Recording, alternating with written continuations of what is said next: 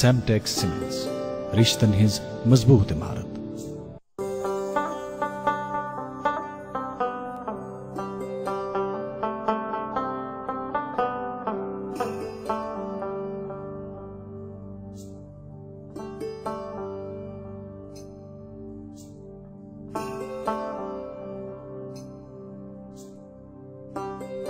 गटि मंज जन यी जुन गाश, अस रूजिन पगहच आश, अस रिश्तन बरहव गोड,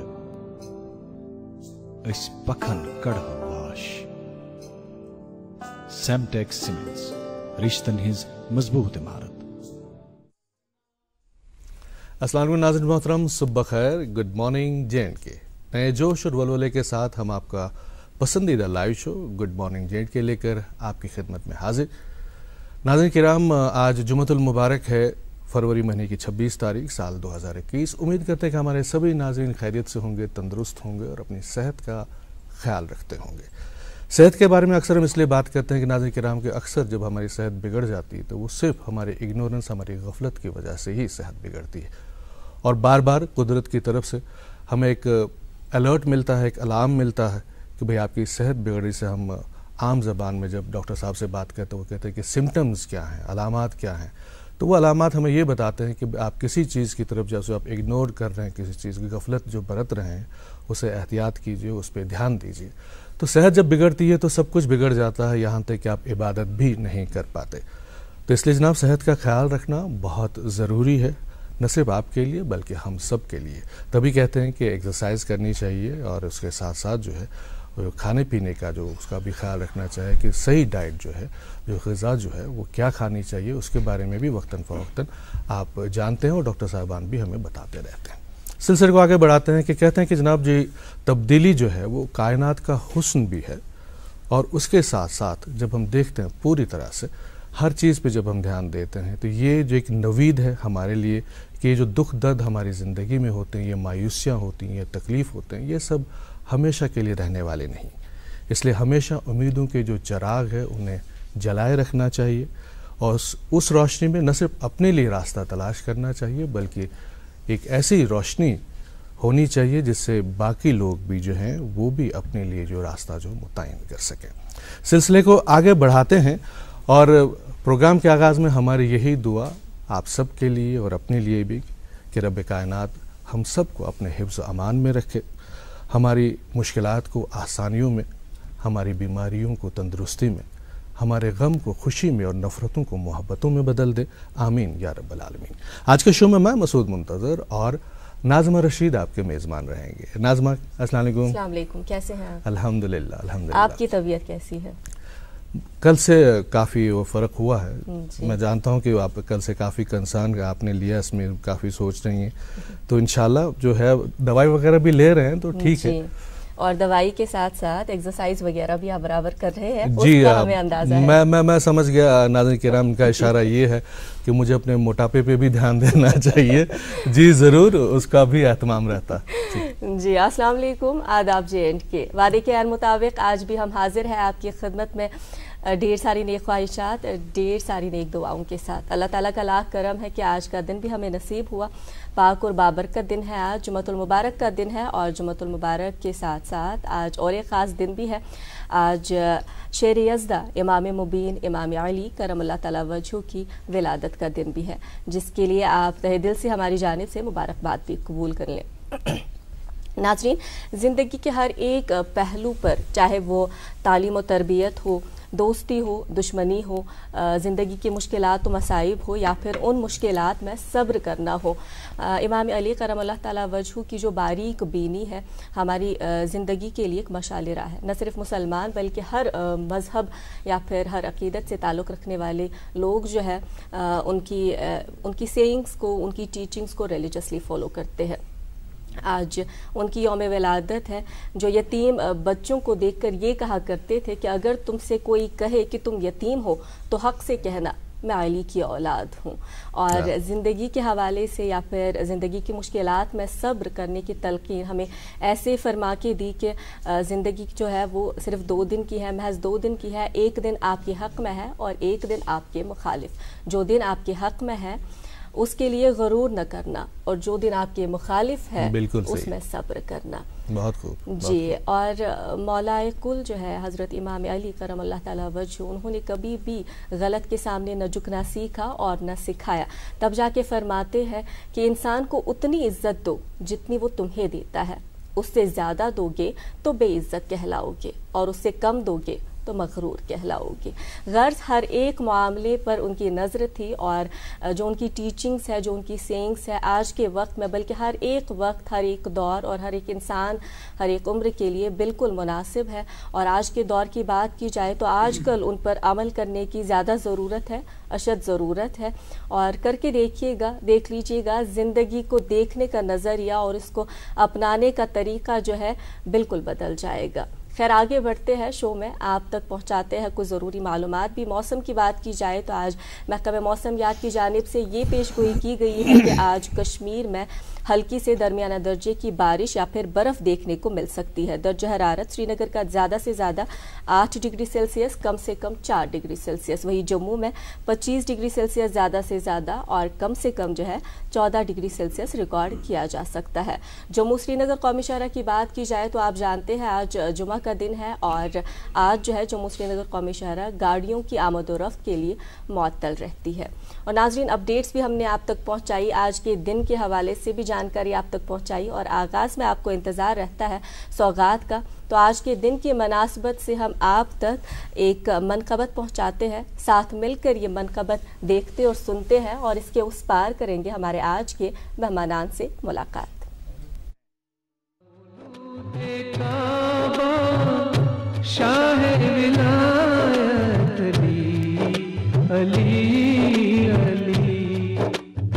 शाह मर्दा शेर यज़दा कुव्वते परवरदिगार लाफता इल्ला लीला सैफुल्ला जुल्फ़िकार। शाह मर्दा शेर यज़दा कुव्वते परवरदिगार लाफता इल्ला लीला सैफुल्ला जुल्फ़िकार। शाह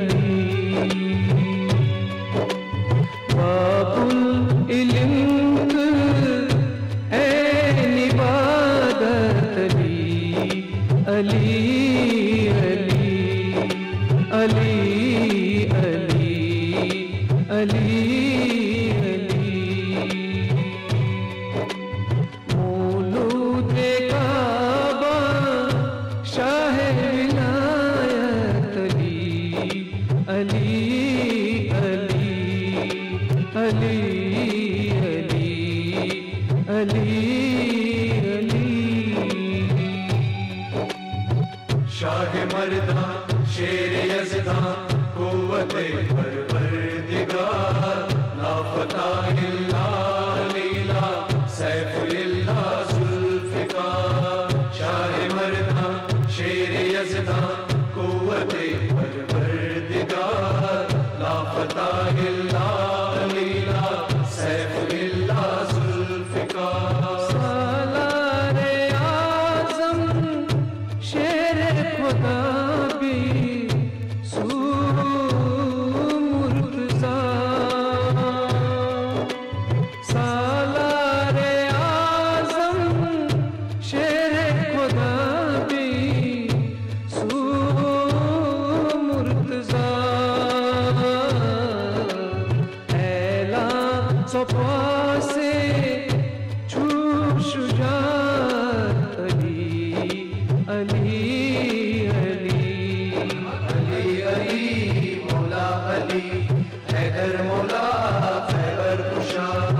शाह मर्दा शेर यज़दा कुव्वते परवरदिगार लाफता इल्ला लीला सैफुल्ला जुल्फ़िकार। शाह मर्दा शेर यज़दा कुव्वते परवरदिगार लाफता इल्ला लीला सैफुल्ला जुल्फ़िकार। नूरुक नबी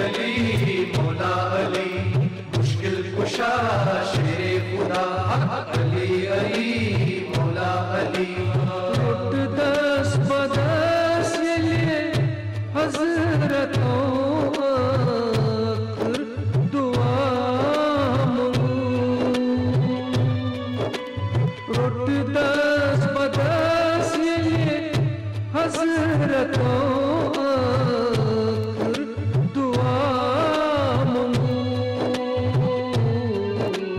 तहकी सपूत बस छू समान अली अली अली अली अली अली अली मौला अली मुश्किल कुशा शेरे खुदा अली अली मौला अली हैदर मौला खैबर कुशा शाह मर्दा शेर यज़दा कुव्वते परवरदिगार ला फतह इल्ला लीला सैफुलिल्लाह जुल्फ़िकार शाह मर्दा शेर यज़दा कुव्वते परवरदिगार ला फतह इल्ला लीला सैफुलिल्लाह जुल्फ़िकार ज़िक्र करबला तुम क्यों या सू असगर मुत ज़िक्र करबला तुम क्यों या सू असगर हत इम्तिहान ओस वज़ात अली अली अली अली अली अली अली मौला अली मुश्किल कुशा शेरे खुदा अली अली मौला अली हैदर मौला खैबर कुशा शाह मर्दा शेर यज़दा कुव्वते परवरदिगार ला फतह इल्ला लीला सैफुलिल्लाह जुल्फ़िकार बाबुल इल्म ऐन इबादत अली अली अली अली अली मौलूद काबा शाह विलायत अली अली अली अली अली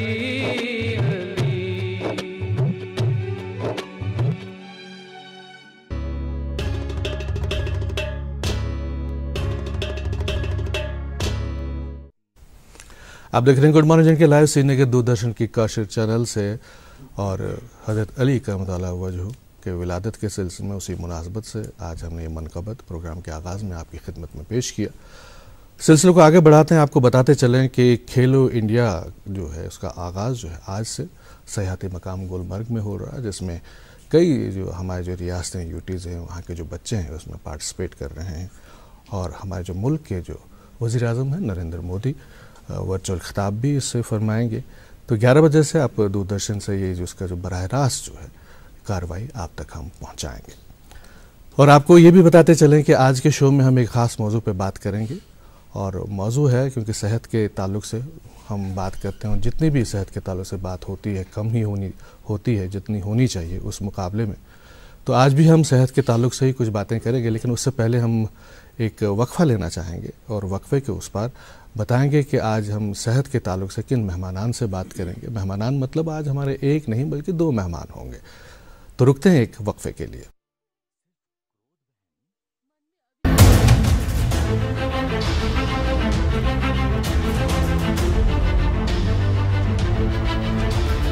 मन की बात वज़ीर आज़म जनाब नरेंद्र मोदी बावन पन्निस रेतवाद मन की बात प्रोग्रामस मज 8 फरवरी सुबह 1 बजे पन ख्याल अम पत मन की बात प्रोग्राम इलाकई जबान मज तर्जम आकाशवाणी तो दूरदर्शन के सारे स्टेशनों पर नशर कर।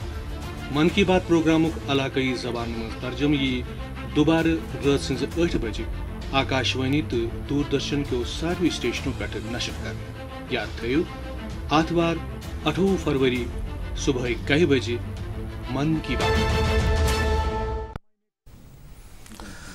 आप देख रहे हैं गुड मॉर्निंग जैन के लाइव श्रीनगर दूरदर्शन के काशिफ चैनल से। और जैसा कि अब अभी हम कुछ देर पहले सेहत के ताल्लुक से बात कर रहे थे, जब भी सेहत की हम बात करते हैं तो ज़माने कदीम से ही, बल्कि आगाज़ से ही जो मुख्तलिफ जो तरीका इलाज है वो राइज रहा है मुख्तलिफ अमराज का इलाज करने के लिए।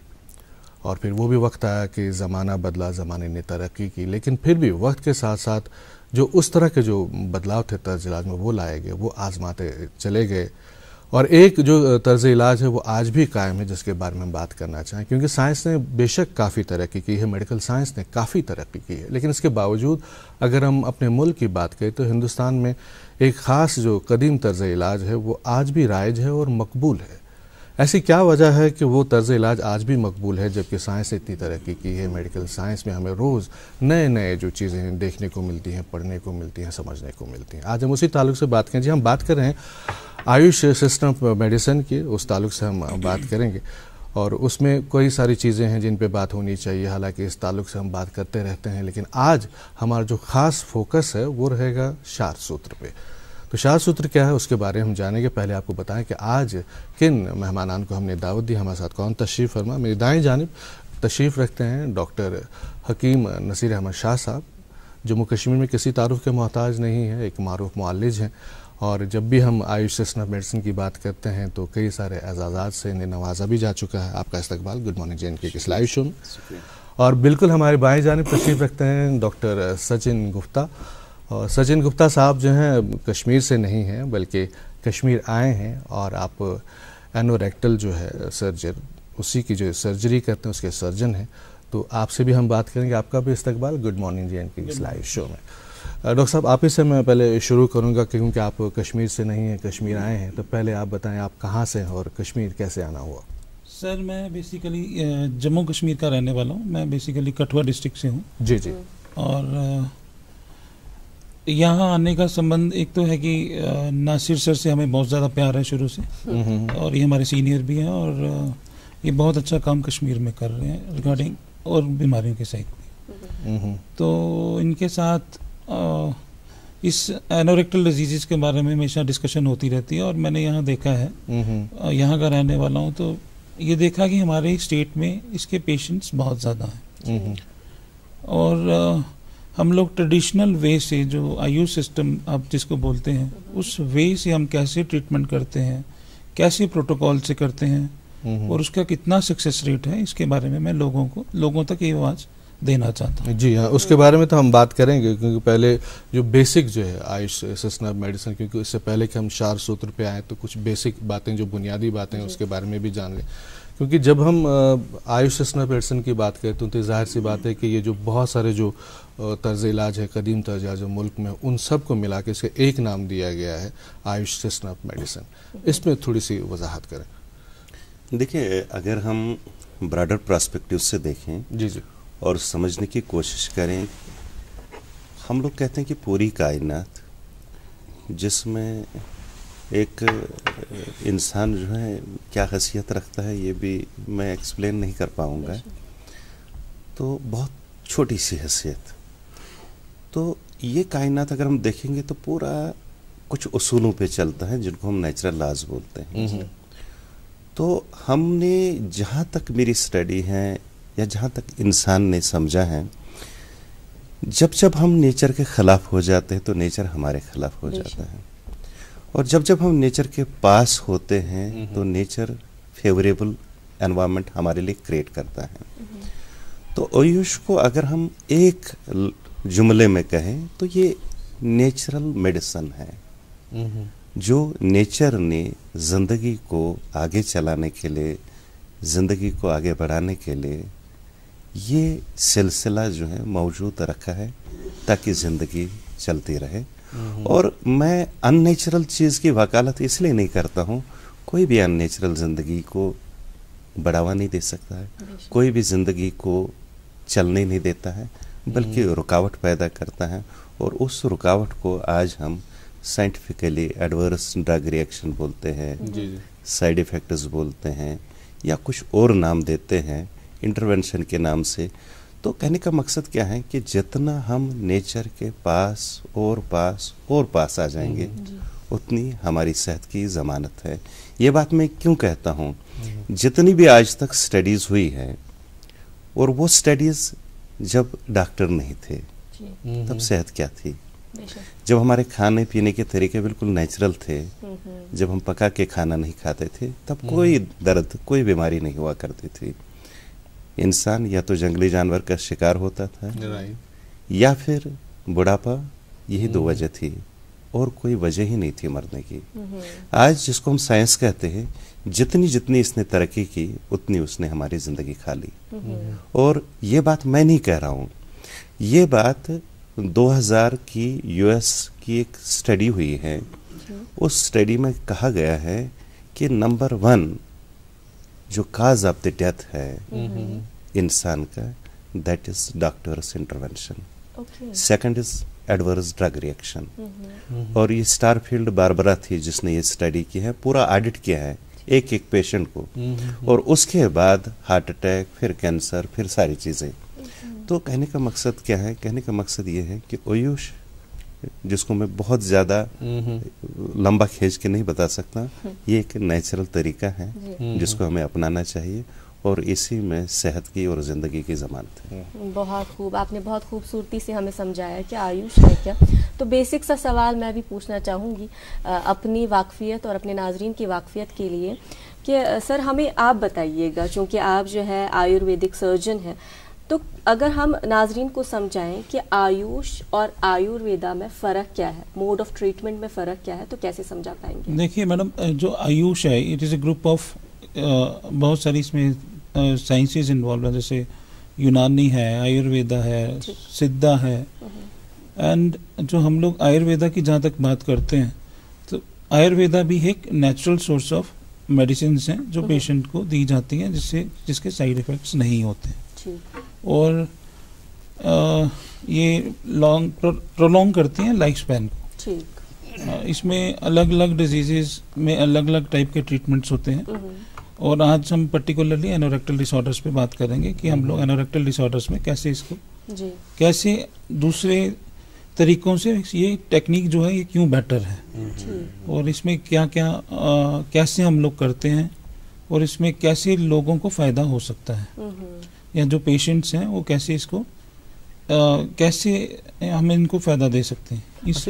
आपने कई बार अभी तक ये लफ्ज़ इस्तेमाल किया, और हमने भी आगाज़ में जब आपने इंट्रोड्यूस किया तो हमने भी यही कहा था कि एंटोरेक्टल जो है उसके जो सर्जन है, आप पहले ये समझने की कोशिश करें कि एंटोरेक्टल से आपकी क्या मुराद है? एनोरेक्टल का मतलब ये होता है कि जो हमारा एनल कैनाल और रेक्टम की जो बीमारियां हैं, उस रीजन को हम लोग एनोरेक्टल रीजन बोलते हैं। जी जी। एनोरेक्टल में जो मोस्टली डिजीजेस जो हम बिनाइन डिसऑर्डर्स कहते हैं, वो उसमें कॉमनली जो आती हैं, वो पहली है पाइल्स, दूसरा है फिशुलास, तीसरा है फिशर इन एनो, नंबर 4 है पाइलोनाइटल साइनसिस या प्रोलैप्स रेक्टम। बहुत सारी और भी बीमारियां हैं जैसे कॉमनली हम लोग डे टू डे प्रैक्टिस में देखते हैं, जिनका अदर साइंसेस में जो ट्रीटमेंट नहीं है, जैसे कि अल्सरेटिव कोलाइटिस और क्रॉन्स डिजीज। इसमें रेक्टल पॉलिप्स भी होते हैं और सॉलिटरी रेक्टल अल्सर सिंड्रोम भी होते हैं। ठीक, तो बहुत सारी चीज़ें हैं इस ताल्लुक से जो हम जानने के लिए एंडोरेक्टल के बारे में हम बहुत सारी चीज़ें जान सकते हैं। लेकिन डॉक्टर नसीर साहब, आपसे जानना चाहूँगा कि पंचकर्मा के बारे में तो आपने हमें बहुत कुछ समझा दिया, और हम जान भी चुके हैं, एक एक चीज़ उसके बारे में समझते हैं। या इसी तरह जो यूनानी जो सिस्टम ऑफ मेडिसिन हैं या आयुष सिस्टम जो मेडिसिन है, इसके बारे में भी आप हमें बहुत बार और अच्छी तरह से समझा चुके हैं। पंचकर्मा तो हम समझते हैं, लेकिन ये जो शार सूत्र, ये शार सूत्र होता क्या? देखिए, मैं आपको समझाता हूँ। हम लोग बेसिकली अलग अलग की मतलब मैंने BMS किया है, उसके बाद MD किया है, उसके बाद मैंने एक और कोर्स किया था, ये 1 ईयर PG डिप्लोमा कोर्स, वो ह्यूमन रिसोर्स डेवलपमेंट से हुआ था। तो वहाँ दिल्ली में हमने किया था, वो एनोरेक्टल पे ही, और उसमें शार सूत्र के बारे में हमें दी जाती थी practical training and other things. जब हम थ्योरेटिकल पार्ट पढ़ते थे तो वहाँ जब हमें पढ़ाने वाले आते थे तो वो डॉक्टर साहब की टेक्निक्स पढ़ाते थे। तब तक हमारे दोस्त थे, मुझे दिलचस्पी बड़ी बढ़ गई। मैंने कहा यार ये डॉक्टर सचिन गुप्ता को आज पढ़ाया जाता है क्या बात और हमें सिखाया जाता है इनकी टेक्निक्स। फिर मैंने उनको फ़ोन किया तो हमारे टीचर जो थे वहाँ पर वो कहने लगे कि यार मेरी मुलाकात करवाओगे इनसे? मैंने कहा यार आपके पास बिठा के उनसे बात करवाता हूँ। तो तब मैंने इनकी टेक्निक्स, तब तक मुझे ज़्यादा ध्यान नहीं था, तब मैंने इनको पढ़ना समझ लिया। यूट्यूब पे इनके वीडियोस हैं, मेरे ख्याल में कुछ कितने लाख व्यूअर्स हैं उस पे आपके? हमारे 70 लाख से ज़्यादा फॉलोअर्स हैं इस टाइम थ्रू आउट वर्ल्ड में। Through out world. अच्छा, तो अल्हम्दुलिल्लाह मैं जानना चाहता था, इनके वीडियोस देख रहा था। पाकिस्तान से कई लोग इनके पास आते हैं ट्रीटमेंट करने के लिए, अमेरिका से आते हैं, सिंगापुर से, मलेशिया से, फॉरेन कंट्रीज से। तो फिर मैंने कहा कि यार अगर मुझे अब और प्रैक्टिकल्स करने तो इन्हीं के साथ करूँगा। फिर हम जुड़ गए एक दूसरे के साथ, ताल्लुकात थे पहले और बढ़ गए। तो उसके बाद इनका सिलसिला यहाँ आना हमने शुरू कर दिया। मैंने इसलिए किया क्योंकि ये जो एनोरेक्टल डिजीज होते हैं इसमें फिस्चुला जो है वो सबसे बड़ा चैलेंजिंग है पूरी दुनिया में। फिस्चुला क्या होता है कि एक छोटा सा जख्म पैदा होता है अगर हार्ड स्टूल्स पास हो जाते हैं, या कभी कुछ लोग सोप यूज करते हैं ताहरत के वक्त, इस्तिंजा के वक्त, अगर सोप यूज की तो पीएच वहां खत्म हो जाएगा। पीएच खत्म हो गया, अगर कास्टिक सोप ज्यादा हुई तो एक छोटा सा जख्म, वो जख्म ऊपर से तो ठीक हो सकता है, हीलिंग हो सकती है, नीचे से अगर उसमें पस, चूंकि ये सारा एरिया जो है बैक्टीरिया से भरा पड़ा होता है, अगर पस पड़ गई तो वो आहिस्ता आहिस्ता नीचे इन्फेक्शन गया। वो नीचे इन्फेक्शन जब गया, ऊपर से तो हीलिंग हो गई, चाहे दवा आपने खाई या नहीं खाई उस पर मैं बहस ही नहीं करूंगा। उसके बाद ये पस आगे बढ़ता गया बढ़ता गया। फिर जब पस जमा होता है तो जमा होने के बाद कहीं ना कहीं से ये अपना रुख निकाल लेगा। अगर ये रुख एक जगह से निकल गया इसको हम बोलते हैं साइनस, और दो जगह से निकल गया तो इसको हम बोलते हैं फिस्चुला। और फिस्चुला में जो कन्वेंशनल सर्जरीज हैं वो की जाती हैं, काट के फाड़ के चीर के निकाला जाता है, उसके बाद टांके दी जाते हैं। उसकी कॉम्प्लिकेशन कितनी है वो मैं डिस्कस नहीं करूंगा, बिल्कुल। मगर वो बार बार होता है। और इंसान, यानी मैं आपको ये बताऊं कि अलेक्जेंडर जो सिकंदर आजम थे वो इसी दर्द से मर गए थे, फिस्चुला से। बगंदर या सिकंदरी फोड़ा भी कहा जाता है इसको। तो इसलिए फिर ये जो पेशेंट, यही मैं कह रहा था डॉक्टर साहब, ये जो फिस्टुला की बात कर रहे हैं, जिस तरीके से आपने समझा, हम चाहेंगे कि इसके बारे में हम तफसील से थोड़ा डिटेल में जाने, क्योंकि आज हमने मौजू यही रखा कि बहुत सारी चीज़ें जिससे रिलेटेड उनके बारे में बात करें। यहाँ एक वक्फे के लिए रुकना चाहेंगे, पहले रुकते हैं एक वक्फे के लिए, और वक्फे के उस पार अखबारात की जो सुर्खियाँ वो शामिल प्रोग्राम रहेंगी, और उसके साथ जो हमारे मौजूद मेहमान हैं इनसे हम जो शार जो सूत्र है उस ताल्लुक से, और जो एंटोरेक्टल जो सर्जरी है उस ताल्लुक से, एनोरेक्टल जो सर्जरी है उस ताल्लुक से बात करेंगे।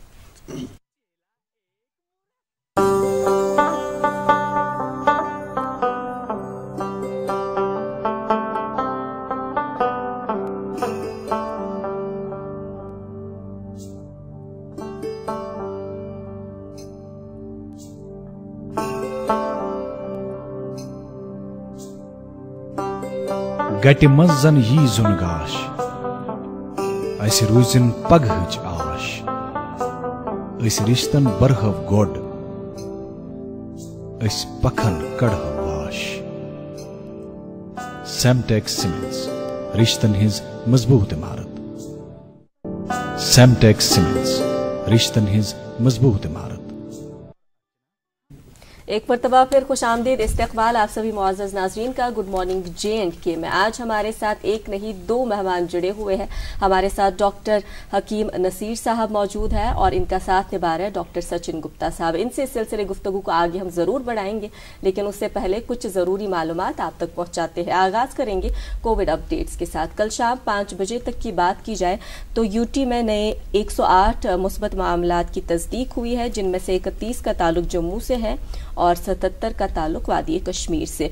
इसके अलावा जो है 59 मरीज शफायाब भी हो चुके हैं, जिनमें से 11 का ताल्लुक जम्मू से है और 48 का ताल्लुक वादी कश्मीर से। अखबारात की सुर्खियां पहुंचानी है और हस्ब रिवायत आगाज करेंगे मसूद साहब। शुक्रिया नाज़मा। लेकिन जो आप जो कोविड-19 के ताल्लुक से जो ताज़ा तरीन अपडेट आप दे रहे थे, और जिस तरह से ये कहा जा रहा है कि इसमें फिर से उछाल देखा जा रहा है, न सिर्फ मुल्क में बल्कि पूरी दुनिया में, और यूं कहा जा रहा है कि हमें अब जो दूसरी लहर है उसके लिए हमें तैयार रहना चाहिए। और खुदा न खासा ये जो दूसरी लहर उसके बारे में ये भी कहा गया कि ये पहले से ज़्यादा ख़तरनाक हो सकती है। और हम अक्सर जब भी हम SOPs की बात करते हैं, जो एहतियाती तदाबीर की बात करते हैं, उसके लिए जो एहतियात बरतने के जो रहनुमा उसूल दिए गए हैं, हम उनको नेगलेक्ट करते हैं। और जो हाल ही में यहाँ पे एक सर्वे रिपोर्ट भी आई थी कि जम्मू कश्मीर UT की जब हम बात करें तो 47% जो यहाँ की जो आवाम है अभी ये समझते हैं कि ये रियल डिजीज़ नहीं है और जो एहतियाती तदाबीर पे अमल नहीं करते हैं, जो कि बिल्कुल गलत है। और खुदा न खासा ये जो सेकंड लहर के बारे में जिस तरह से पेशगोइयाँ की जा रही हैं कि बहुत ही ज़्यादा ख़तरनाक है। हमें चाहिए कि मास्क का इस्तेमाल करें, सैनिटाइजर्स का इस्तेमाल करें, हर जब भी कोई भी एक्टिविटी आप करें, किसी भी चीज़ को हाथ लें उसके बाद हाथ ज़रूर धोएं।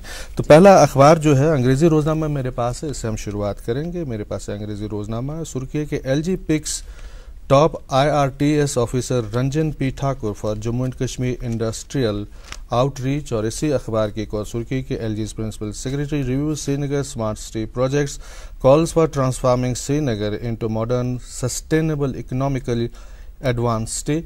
और एक और सुर्खी इसी अखबार से, डल लेक फिगर्स अमंग 12 स्वच्छ iconic places selected for intensive clean up. जी मेरे पास भी अंग्रेजी रोजनामा, इससे पहली खबर, LG directs to withhold salary of director social welfare Kashmir, listens to public grievances at 5th round of LG's मुलाकात। और एक सुर्खी इसी अखबार से, India Pakistan agree to follow all ceasefire pacts. Joint statement says DGMOs agree to address each other's core issues and concerns. जी उर्दू रोज़नामा मेरे पास और सुर्खी है कि ट्रांसपोर्ट किराए में इजाफे के फैसले पे गरीब आवाम बरहम, आम लोगों के साथ साथ तलबा भी शदीद परेशानियों में मुब्तला। जी और मेरे पास अंग्रेजी रोजनामा और स्पोर्ट्स के हवाले से ही ये खबर है। जिस तरह से आगाज में भी मसूद साहब ने कहा कि आज खेलो इंडिया का आगाज हो रहा है। ये सोनमर्ग से खबर है, सोनमर्ग विंटर फेस्टिवल इनॉग्रेटेड और ये कल हुआ और कल हमने देखा कि वहां पे बर्फ भी हुई। खैर आगे बढ़ते हैं, वी द पीपल उन्वान के तहत ये खबर, illegal occupation of footpaths puts pedestrians to severe hardships. जी मसूद साहब। उर्दू रोज़नामा और उर्दू रोज़नामे की एक सुर्खी है कि कौवों के बाद वादी के कई हिस्सों में कबूतरों की मुश्तबह हालत में मौत, नमूने हासिल, 3 दिनों में रिपोर्ट आएगी, नोडल अफसर का बयान। और इस ताल्लुक से ये भी कहा जाता है कि अब ये भी देखा गया कई सारे इलाकों में जो कबूतर हैं वो गिर रहे हैं, वो मर रहे हैं और ये कहा गया कि आप उन्हें हाथ ना लगाएं, तो ये भी एक बाइस बन सकता है कि जो वायरस जो है वो आप में मुंतकिल हो सकता है। जहाँ भी इस तरह की आपको सिचुएशन दिखाई दे कि फ़ौरन जो है वो राब्ता कायम करें एनिमल हस्बेंड्री डिपार्टमेंट से, उनके जो नोडल अफसर है वो वहाँ पर टीम भेजेंगे। जी उर्दू रोजनामा मेरे पास, खेलो इंडिया से ही ये खबर है, खेलो इंडिया 6 रोज़ा कौमी सरमाई खेल आज होगा गुलमर्ग में इफ्तिताह, मरकजी वजीर किरण रिजिजू वारिद कश्मीर। और ये खबर इसी अखबार से, लेफ्टिनेंट गवर्नर मुलाकात का 5वां दौर। जी अंग्रेजी रोज़नामा मेरे पास है, सुर्खी की delimitation panel set to get extension. और इसी अखबार की एक और सुर्खी की, government tightens rules for social media, क्योंकि सोशल मीडिया का जिस तरह से इस्तेमाल कर रहे हैं लोग, तो पहले तो ये कहा जाता था कि सोशल मीडिया के ज़रिए एक ऐसा प्लेटफॉर्म है जहाँ पे इंसान अपने जो ख्यालात का इजहार कर सकता है और इसका सही तरीके से भी इस्तेमाल किया जा सकता है। लेकिन बहुत सारे लोग जो हैं जो सोशल मीडिया का गलत इस्तेमाल करते हैं, प्रोपेगेंडा के लिए इस्तेमाल करते हैं, जिससे कई सारे लोगों को नुकसान भी पहुँचता है और कई सारे जो है गलत अफवाहें भी फैलती हैं। इसलिए अब सरकार ने फैसला किया कि इस पर कदगन लगाया जाएगा और 24 घंटे के अंदर इसको रिपोर्ट करना पड़ेगा, उस पर कार्रवाई की जाएगी। जी नाज़रीन मोहतरम, ये खबर सुनिएगा, उर्दू अखबार से है, पेट्रोल व डीजल की तरह रसोई गैस की कीमत में भी फिर इजाफा, सब्सिडी सिलेंडर की कीमत 846 रुपए 50 पैसे हो गई है। और आखिरी रोजनामा मेरे पास, इससे ये खबर, मुअम्मर सिख शहरी की आखिरी रसूमात अंजाम देने में मकामी मुसलमान पेश रहे, कुलगाम में भाईचारे, इंसानियत नवाजी और कश्मीरियत की उम्दा मिसाल कायम। और नाजरीन ये पहली दफ़ा नहीं हुआ है, बल्कि हम साथ मिलकर हमेशा से यहाँ रहते आए हैं भाईचारे के साथ। बिल्कुल बिल्कुल, हमारे जो मिसाल है भाईचारे की और कश्मीरियत जो है, जब हम कश्मीर की बात करते हैं तो ऐसे कई सारे मिसालें हमें ये जो इससे पहले भी पास में भी देखी हैं कि इस तरह के जो हमारे यहाँ पे जैसे मिलजुल के रहने के जो रस्में हैं, मिलजुल के जो इस तरह के त्यौहार मनाते हैं, हमें किस तरह से जो प्रॉब्लम्स है एक दूसरे को देखते रहते हैं। सिलसिले को आगे बढ़ाएंगे कि नाज़मा, इससे कबल कि हम बात करें, क्योंकि अक्सर जब भी हमारे साथ दो मेहमान होते हैं तो हम कोशिश करते हैं कि दोनों मेहमान जो हैं उनके साथ हम बराबर से जो हम जानना चाहते हैं वो बातचीत करें।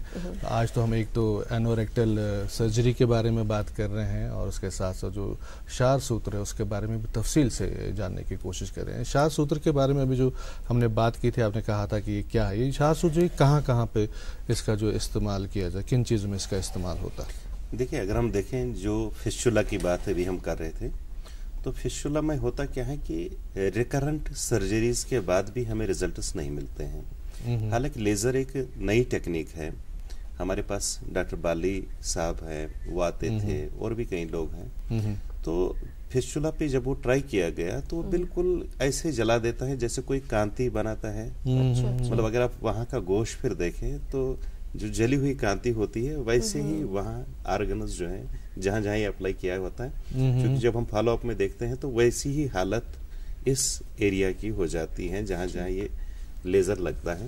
और उसके बाद फिस्टुला में बिल्कुल फेल्योर है laser, I am telling you. मगर जहाँ कन्वेंशनल सर्जरीज उनका फेल्योर रेट बहुत ज्यादा है, तो जो क्षार सूत्र हैं वो बहुत ही उम्दा है। चूंकि हमारे साथ डॉक्टर सचिन साहब हैं, ये इसके एक्सपर्ट हैं, तो ये अच्छा, पहले तो ये बात नहीं, इससे बल्कि ये जो एक तो ये कि कहाँ कहाँ पे हो रहा है कि ये जो हम बीमारियों की बात करते हैं, अमराज की बात करते हैं, किन अमराज में जो है जो एंटोरेक्टल की जब हम बात करते हैं, एनोरेक्टल की जब हम बात करते हैं, कहाँ कहाँ पे ये इसका इलाज होता है, तर्ज इलाज इस्तेमाल होता है? सर, इसका जो एप्लीकेशन है, जो जिन डिजीजेज में एनोरेक्टल बिनाइन डिजीजेज में होता है, सबसे पहले तो हेमोराइड्स, और जिसको हम पाइल्स भी बोलते हैं या बवासीर भी बोलते हैं। ठीक ठीक।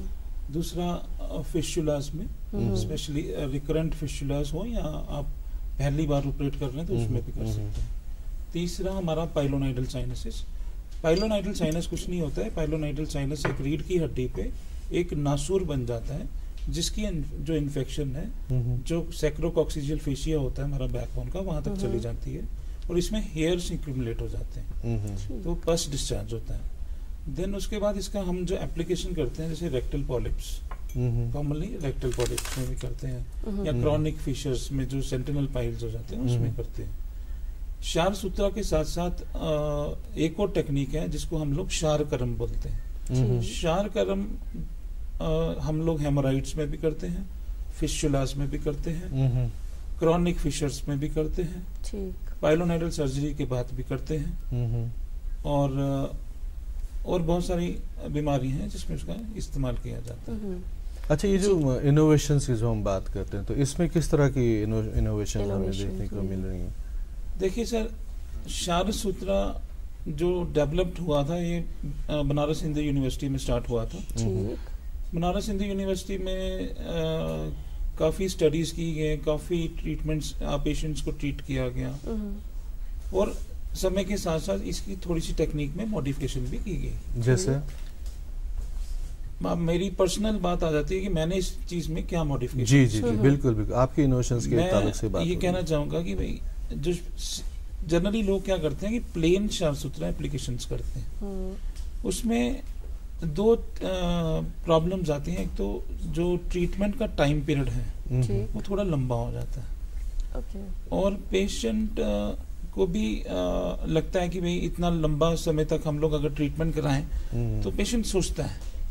तो मैंने पर्सनली क्या किया कि जो टेक्निक्स बनारस हिंदू यूनिवर्सिटी में या मॉडर्न वाले करते हैं उसका एक बीच का रास्ता निकाला, ठीक, जिसमें वो टेक्निक के द्वारा पेशेंट का लेस टाइम लगे, लेस पेनफुल हो और पेशेंट जल्दी ठीक हो जाए। राइट। इस इनोवेशंस में हमने कुछ टेक्निक्स को डेवलप किया जो आज हम लोग कर भी रहे हैं, और हमारी जो भी सर्जरीज हमने की हैं वो यूट्यूब पे लाइव है, जिसमें कि पूरा वर्ल्ड तक हमें लोग देखते हैं और मेरे से इंक्वायर भी करते हैं। बहुत सारे स्टूडेंट्स हैं तो वो पूछते भी हैं कि सर हम लोग इसमें क्या करें। बहुत खूब, बहुत खूब। नसीर साहब, हमने अक्सर ऐसा देखा हुआ है कि बहुत सारे ऐसे मरीज हैं जो पाइल्स को ऑपरेशन तो कराते हैं लेकिन फिर भी उनको जब फ़र्क नहीं होती तो आयुर्वेद या फिर क्षार सूत्र का ही वो मतलब उस तरीके इलाज के लिए वो आपका साथ चाहते हैं, आपके पास आते हैं। तो उस हवाले से हमें बताइएगा फिर क्या कुछ रहता है जबकि उन्होंने पहले ऑपरेशन किया हुआ होता है? देखिए, होता क्या है कि पहली बात तो कब्ज अगर रह गई तो पाइल्स होनी ही होनी है। अच्छा। है ना। और अगर पाइलस हो गई तो कब्ज होना ही होना है, यानी ये इंटरडिपेंडेंट है। दूसरी बात कि जिस आदमी ने ये नोबेल अवार्ड लिया था इस बात कहने के लिए कि mind is in the brain, वो 10 या 20 साल बाद फिर वापस आ गया, कहा I was wrong, mind is everywhere. आज हम तहकीक हमारी आज ये बताते हैं कि 40% ब्रेन जो है दैट इज इन द इंटेस्टाइनस, जिसको हम गट फीलिंग बोलते हैं जी। तो अगर किसी का गट खराब है तो 40% फीलिंग उसकी खराब है ना। तो इस चीज को अगर हम समझने की कोशिश करेंगे, जब ये गट का आखिरी पार्ट है ये इन्वॉल्व होगा तो कॉन्स्टिपेशन रहेगी तो इसमें प्यूट्रीफाइंग बैक्टीरियाज डेवलप होते हैं। प्यूट्रीफाइंग वो हो गए डेवलप तो एक तरह का टॉक्सिन निकल जाता है इन प्यूट्रीफाइंग बैक्टीरिया, जिसको हम टोमाइन बोलते हैं। और टोमाइन जल्द बुढ़ापा भी ले आता है और कैंसर तक के अमराज जो है वो हो जाते हैं। और जब हम कन्वेंशनल थेरेपीज में जाते हैं, रिवायती तरीके इलाज में, एंटीबायोटिक दे दो, जिसका कोई रोल नहीं है। I am telling you, antibiotic बार बार दे दिए, चाहे फिस्टुला है, पाइलस है, क्या है कि जिस तरह भी, तो ये गट जो है आपका खराब कर देते हैं। जितने आपके दोस्त बैक्टीरिया वो भी गए, दुश्मन भी गए। उसके बाद ये गट फिर से कैसे बनेगा, ये एक और प्रॉब्लम, यानी पहले एक छोटी प्रॉब्लम थी, अब उसने बढ़ा दिया। अच्छा, फिर आपने गए कि चलो यार अब मैं ऑपरेशन कराता हूँ। हम कहते हैं अगर एक ऑपरेशन कराए, चलो यार गलती से कराया, कैसे कराया, दूसरा मत कराओ जी। अगर दूसरा कराया, अब तीसरा बिल्कुल मत कराओ, क्योंकि 3 क्वेश्चन होते हैं। ये मान लीजिए एनालेरिया, एक हम बोलते हैं 3 o'clock, 7 o'clock, 11 o'clock पे एक हमने निकाल दिया, ये क्वेश्चन के काम करते हैं। दूसरा निकाल दिया, तीसरा निकाल दिया, फिर ये कंट्रोल नहीं रहेगा। और अगर गलती से स्फिंक्टर कट गया, फिर ये जगह इतनी तंग होती है कि बाहर निकलना मुश्किल हो जाता है कि यार फिर ये जो है वॉशरूम जाओगे तो कैसे निकलोगे। ये इतना बड़ा चैलेंज होता है कि जो इस तरह के पेशेंट आते हैं, कॉम्प्लिकेटेड पेशेंट्स, किस को बताएं अपनी कहानी। डॉक्टर साहब, जिस तरह से आप समझा रहे हैं, जिस तरह से आप बता रहे हैं, यकीन मानिए जब भी हम किसी बीमारी का जिक्र करते हैं तो लोग अक्सर परेशान होते हैं, मायूस होते हैं कि अब पता नहीं डॉक्टर साहब क्या कहेंगे। आप जिस तरीके से समझा रहे हैं ऐसा लग रहा है कि अच्छा हमारे साथ ऐसा है, तो ये इस खूबसूरती से आप बयान कर रहे हैं। और बातें होंगी आपके साथ, तो डॉक्टर सचिन आपके साथ भी। पहले एक और वक्फे के लिए रुकना चाहेंगे।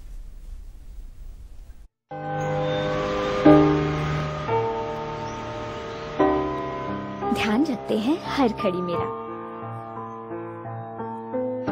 और माँ जी प्यार से हाथ बटाती हैं। अगर हर कोई रखता है मेरा इतना ख्याल, तो मैं क्यों न रखूं अपना ध्यान। इसीलिए 9 तारीख को सरकारी अस्पताल जाती हूँ, जहाँ अब सरकारी के संग प्राइवेट डॉक्टर भी आते हैं। प्रधानमंत्री सुरक्षित मातृत्व अभियान के तहत हर महीने की 9 तारीख को सभी सरकारी अस्पतालों में गर्भवती महिलाओं की विशेष सेहत जांच मुफ्त की जाती है, ताकि अगर खतरे के लक्षण हो तो उनका सही समय पर इलाज कर सके। 9 तारीख को मेरा ख्याल सबसे पहले। National health mission Jammu Kashmir द्वारा जनहित में जारी। खुशावे बेतून देखिए तुंदिस मनपसंद लाइव शो गुड मॉर्निंग जे के शुमारस मज आज कत करान शार सूत्रस मुतलिक एनोरेक्टल यन सर्जरी तथ मुतलिक जान हासिल करान। डॉक्टर सचिन गुप्ता यम जन एनोरेक्टल सर्जरी हंद जन माहिर तो तथ सुन तोरफिक मोहताज डॉक्टर हकीम नसीर अहमद शाह साहब यमन अथी सिलसिलस मज जान हासिल करान। अच्छा डॉक्टर सचिन, एक बात जो भी आपने बात की थी, आप एनोरेक्टल के बारे में जो आप बता रहे थे हमें, लेकिन एक बात हमने ये भी सुनी है या ये हमारी नॉलेज में आई है कि कुछ चीज़ें जो हैं, जो जब हम फिस्टोला की बात हम करते हैं तो फिस्टोला में जो ये इसकी जो सर्जरी है वो कामयाब नहीं रहती, इसकी क्या वजह है? देखिए सर, अब बेसिकली जो हमारा एनोरेक्टल रीजन है, बेसिकली उसमें स्फिंक्टर्स हैं जिनका कंट्रोल, जैसे हम लोग डेफिकेट करते हैं सुबह तो उसका हमारा कंट्रोल है। जी जी। जनरली जो स्फिंक्टर जो फिस्टुलास हैं, इसमें बेसिकली 4 वैरायटीज होती हैं। जो 4 वैरायटीज के फिस्टुलास होते हैं, बेसिकली एक इंटरस्फिंक्ट्रिक होता है, एक ट्रांसफिंक्ट्रिक होता है, एक सुप्रास्फिंक्ट्रिक होता है और एक एक्स्ट्रास्फिंक्ट्रिक होता है। तो जब हम कैटेगराइज करते हैं फिस्टुलास में, तो जनरली क्या होता है कि जब हम लोग सर्जरी करते हैं, जब हम लोग स्फिंक्टर लेवल तक, लेट सपोज जो फिस्टुला स्फिंक्टर से ऊपर है, जब उसमें हम लोग सर्जरी करते हैं तो हम बिलो द स्फिंक्टर्स को क्लीन करते हैं और जो अपर पार्ट है उसको छोड़ देते हैं। उसमें क्या होता है कि वो रिकरेंस फिर से होती है, वो फिशला फिर से बन जाता है। तो जनरली हम लोग जो करते हैं वो शारसूत्रा से करते हैं। तो शारसूत्रा में हमने क्या मॉडलिटीज की है कि भाई हम लोग हाफ ऑफ द फिशुलास को निकालते हैं जहाँ तक स्विंटर लेवल है, उसमें हम लोग शार एप्लीकेशन करते हैं। तो शार एप्लीकेशन के बाद हम लोग उसमें थ्रेड इन्वॉल्व करते हैं जो रिमेनिंग पार्ट स्विंटर लेवल में है। तो वो क्या करता है, वहां पे थ्रेड का जो मोड ऑफ एक्शन है वो इसको लिक्विफाई करता है, जो फिस्टुला है स्लोली उसको क्लीन करता है। देन उसके बाद क्लीन होने के बाद ग्रैनुलेशन टिश्यू आती है, टिश्यू आने के बाद उसकी कटिंग होती है, कटिंग होने के बाद जो शार सूत्रा के ऊपर हरिद्रा की कोटिंग होती है जिसको हम हल्दी बोलते हैं, वो उसको हीलिंग करता है और स्फिंक्टर को बचा देता है, इससे पेशेंट क्योर हो जाता है। अब बात आती है कि लोगों की बार बार जो सर्जरीज हो जाती है जी, उसमें मोस्टली क्या होता है कि पेशेंट आपके पास आता है तो पेशेंट को हम लोग क्या करते हैं, एवेल्युएट जब करते हैं तो जनरली एक बहुत ही बेसिक इन्वेस्टिगेशन कराते हैं फिस्टुलोग्राम। अब मैंने अपनी प्रैक्टिस में देखा है कि बहुत सारे मोस्टली डॉक्टर्स MRIs कराते हैं, बट मेरे को लगता है कि मैं 11 साल में ऑपरेट कर चुका हूँ होते हुए, तो मैंने जनरली 1-2 MRIs कराई है, इससे ज्यादा नहीं। बेसिक इन्वेस्टिगेशन जो होती है इसमें हम लोग डिजिटल फिस्टुलोग्राम कराते हैं। वो एक एक्सरे होता है जिसमें हम लोग डाई पुश करते हैं उस जख्म के द्वारा और वो ट्रैक को वैल्यूएट करता है अंदर, इसका लेवल कहाँ तक है। तो वो लेवल के अकॉर्डिंग हम लोग उसकी सर्जरी प्लान करते हैं। देन उसके बाद अब बात आ जाती है ड्यूरेशन ऑफ ट्रीटमेंट की, वो मेरी मॉडलिटीज के हिसाब से हम लोग करते हैं जिसमें टाइम भी रिड्यूस होता है, पेशेंट हील भी होता है और स्फिंक्टर लॉस नहीं होता है। स्फिंक्टर इंजरीज की जहां तक बात है, अगर वंस स्फिंक्टर इंजर हो जाता है तो हम जब नॉर्मली लेटते हैं बेड पे तो अपने आप ही स्टूल पास हो जाता है, हमें पता नहीं लगता है। तो एक मेजर ट्रोमा है टुवर्ड्स एनोरेक्टल रीजन। जी, इसके अलावा अगर हम सर्जरीज की बात करें डॉक्टर सचिन, आप एनोरेक्टल सर्जन हैं, तो सर्जरीज के बगैर भी इसका कोई इलाज है? सर्जरी फिर कब आती है? देखिए मैडम, जहाँ तक फिस्टुला का सवाल है, बाकी तो मैं बाद में बात करूँ, फिस्टुलास मेडिसिन से ठीक नहीं होते हैं। ओके, वो कोई भी फिस्टुला है, स्मॉल फिस्टुलास है, लॉन्ग फिस्टुलास है।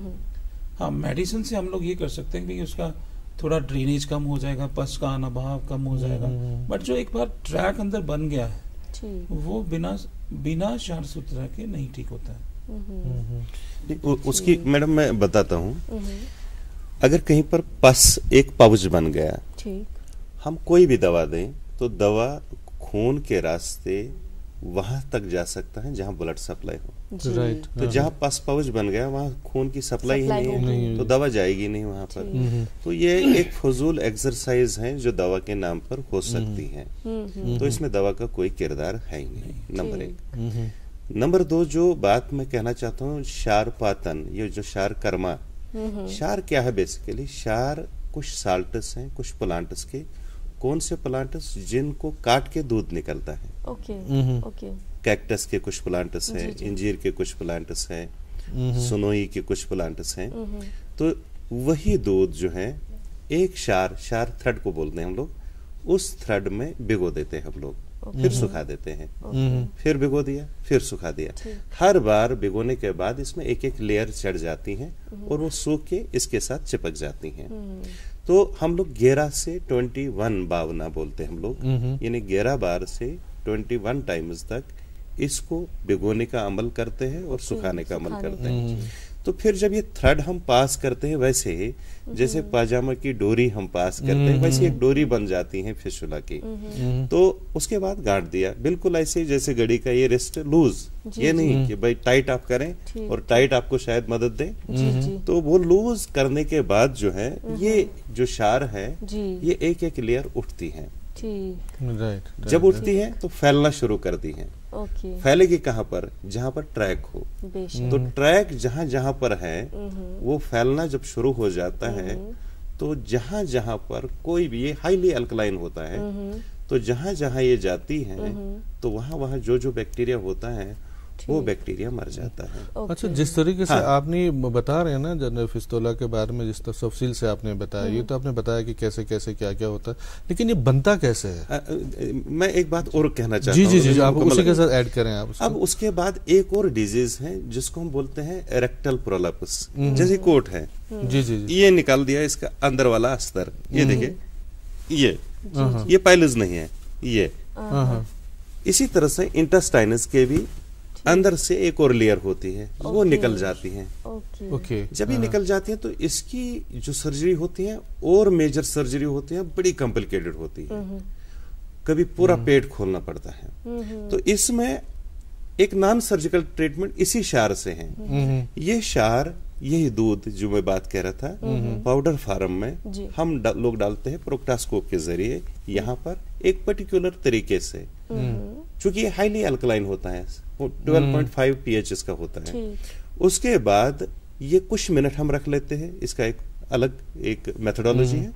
उसके बाद हम नेचुरल जो एसिडिक जैसे लेमन जूस वगैरह उससे इसको धुलते हैं, ताकि जो ये एल्कलाइनिटी इसकी बहुत बढ़ गई थी, अब हम एसिडिटी बढ़ाएंगे तो ये नॉर्मलाइज हो जाएगा एक मुकर्रर मिकदार में। तो उसके बाद यहाँ पर एक काउंटर इरिटेशन होती है, सर्कुलेशन बढ़ जाती है, और सर्कुलेशन बढ़ गई तो ये चिपकने फिर लगता है अंदर। तो इसका मतलब कि एक बहुत बड़ा कॉम्प्लिकेटेड प्रोसेस ऑफ सर्जरी एक छोटे से तरीके से हम लोग ठीक करते हैं। यही तरीका हम करते हैं किसमें? अल्सरेटिव कोलाइटिस में, क्रॉनिक डिजीज के। पूरी दुनिया में उसका इलाज नहीं है, और हम लोग बहुत आसानी से इन पूरी कॉम्प्लिकेटेड डिजीज को बहुत छोटे तरीके से, बहुत ज्यादा तरीके से, ज्यादा पैसे भी नहीं लगते हैं, उसी जख्म पे, वक्त बहुत कम है, उसी जख्म पे डालते हैं। ये और जानेंगे। अब जो मैं बात कहना चाहता हूँ कि सचिन गुप्ता जी की मदद से हमने नटीपोरा में एक सेंटर हमारा है, यूनानी पंचकर्मा सेंटर। नटीपोरा में जो था वो हमने शिफ्ट किया इकबाल कॉलोनी में। इकबाल कॉलोनी कहाँ? इकबाल कॉलोनी न्यायिक बाग और बड़शा नगर के बीच में। अच्छा, ठीक। एक बड़ी सी इमारत ली है हमने, तो वहां पर हमने एक छोटा मोटा इनका एक थिएटर रखा है। तो वहां पर ये छोटे मोटे प्रोसीजर्स करते हैं। आज पूरे दिन ये वहीं रहेंगे, ओपीडी देखेंगे, मगर फिर इवैल्यूएशन करेंगे। आज कोई प्रोसीजर नहीं होगा। जिस आदमी का प्रोसीजर हमें चाहिए, जिस मरीज का प्रोसीजर हमें चाहिए, राब्ते के लिए कोई टेलीफोन नंबर है आपका? हाँ, राब्ते के लिए हमारे पास नंबर हमने दिया है 9419408011। मैं एक बार फिर से दोहराना चाहूंगा, बिल्कुल 9419408011। आखिर में भी मुझसे एक बार करवाइएगा, ताकि किसी के पास पेन ना हो, वो तब तक पेन। अच्छा, मैं ये जानना चाहता था कि जो मुख्तसर ये बता दे कि अब इतना हमने जिक्र किया फिस्टुला के बारे में, ये बनता कैसे है? डॉक्टर साहब जी, डॉक्टर सर, फिस्टुला बेसिकली इसका बनने का एक वही सर ने बताया कि it is a bacterial growth और बैक्टीरियल इन्फेक्शन हो जाती हैं।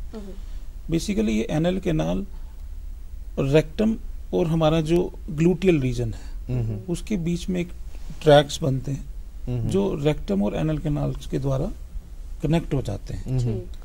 बेसिकली इसको क्रिप्टोग्लैंडुलर इन्फेक्शंस बोलते हैं। क्रिप्ट्स होती हैं एनल कैनाल में, उसके बीच में जाके इन्फेक्शन क्रिएट होती है और ये ट्रैक्स बन जाते हैं।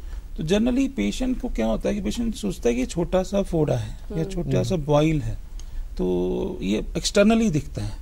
बट हम लोग जब उसको पालपेट करते हैं या अंदर पर रेक्टल एग्जामिनेशन में जाते हैं तो ट्रैक का जो लेंथ होता है वो काफी लंबा हो जाता है।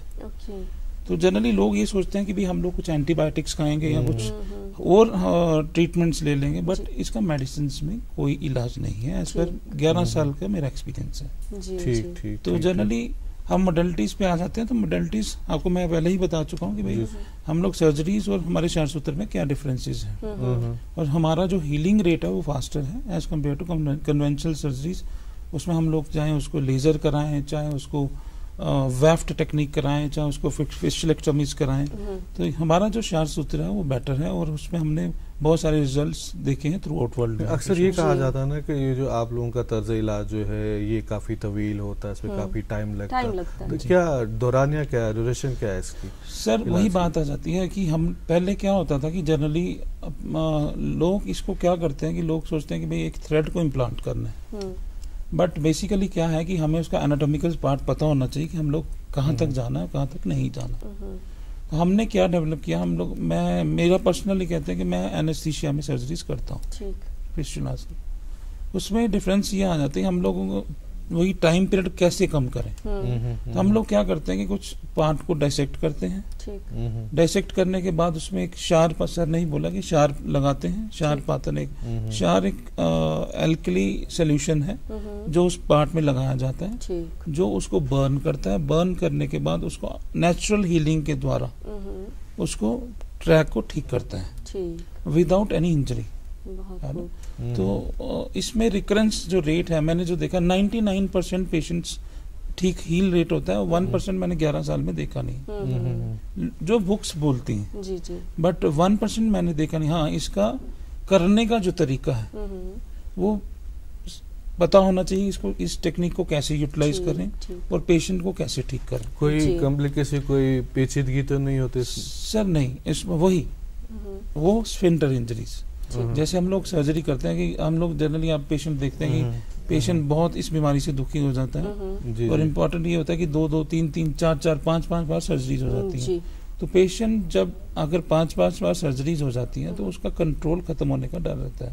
जब कंट्रोल खत्म हो जाएगा तो उसको डेफिनेटली पेचिस की बीमारी लग जाती है। जी सर, 1 मिनट बचा है हमारे पास, आखिरी 2 मिनट बचे हैं, 1 मिनट हम आपको दे रहे हैं। जी। हमें बताइएगा कुछ ऐसे तदाबीर है कि हम पहले ही इस चीज को रोक सकते हैं अपना लाइफस्टाइल को चेंज करके? देखिए मैडम, जो इसका मोस्टली कारण जनरल प्रैक्टिस में हम लोग देखते हैं, हम लोग जो कंटिन्यूस सिटिंग है, ओके, कंटिन्यूस बैठना है, कंटिन्यूस उठना है। अब मीट ईटर्स जो है स्पेशली, उसमें सोर्स ऑफ इन्फेक्शन ज्यादा होता है। ओके, देन उसके बाद बहुत सारे हमारे जो खान पान है, जैसे हम लोग जनरली मैदा आइटम्स खाते हैं, जो ब्रेड्स होगी, तो ये कॉन्स्टिपेशन का एक फैक्टर बन जाती है। तो कॉन्स्टिपेशन जहाँ होगी, डेफिनेटली जो स्टूल, हार्ड स्टूल, जब ये बहुत ही सॉफ्ट स्ट्रक्चर है हमारा एनल कैनाल और रेक्टम, कॉन्स्टिपेशन जहां भी होगी, स्टूल इंजर करता है रेक्टम और एनल कैनाल को। जी, जी। वो जो स्पॉट है या क्रिप्ट है, वहां पे इन्फेक्शन डेवलप होगी और फिस्टुला डेवलप होगा। जी, और जो एनोरेक्टल सर्जरी के बारे में हमने बहुत कुछ जाना, लेकिन जैसा कि अभी कह रहे थे कि हमारे पास वक्त बहुत कम है, हमें भी बहुत प्रेशर होता है लास्ट पे, बहुत कुछ जानना चाहते हैं लेकिन वक्त इजाजत नहीं, बहुत कम वक्त होता। तो जाते जाते आप क्या कहना चाहेंगे? वो लोग जो फिस्टुला रिकरेंट हैं, उनके पास सर्जरीज बार बार कराई हैं, ठीक नहीं हुए, आज आ सकते हैं हमारे पास। पाइलोनाइडल साइनस हैं, वो आ सकते हैं। पाइलस जिन्होंने सर्जरीज बहुत कराई हैं और ठीक नहीं हुई हैं, वो आ सकते हैं। जिनको एनल स्टेनोसिस है, कॉम्प्लिकेशंस हैं, ऑपरेशन के बाद हुए हैं, वो आ सकते हैं हमारे पास। उसके बाद क्रॉनस डिजीज है, rectal solitary rectal ulcer syndrome है, या ये अल्सरेशन है इस एनोरेक्टल एरिया की, वो लोग आ सकते हैं हमारे। लेकिन आना कहाँ है? एक मरतबा बता दें। आना ये है, आज हम 10 बजे से इंशाल्लाह 4 बजे तक कोशिश करेंगे बैठने की।